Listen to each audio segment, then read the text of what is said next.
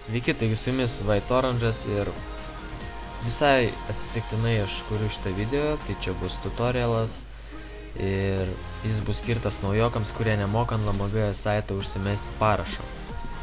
Taigi, pirmiausia, jūs turite turėti parašą. Čia yra mano parašo pavyzdys. Kai jau turite gatavą, visiškai gatavą parašą, einate į tinklalapį.parts.lt.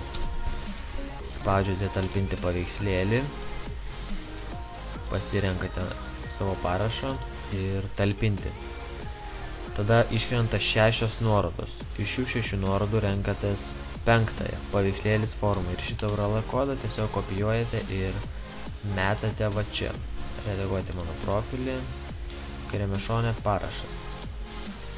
Pas mane yra, aš dabar jį išimu ir kai jūs paspaudžiat parašas, iškrenta toks langas. Kopijuojat URL čia, pasidarote, kurią pusę norit, kad jisai būtų, kad tarkim būtų parašas čia, kad būtų šitoj pusėje parašas, ar čia kaip nors, kaip jūs norit, aš noriu, kad būtų per vidurį, ir spaudžiate išsaugoti pakeitimus. Viskas, lengva ir paprasta, taigi ačiū, kad žiūrėjote ir laukite mano kitų tutorialų.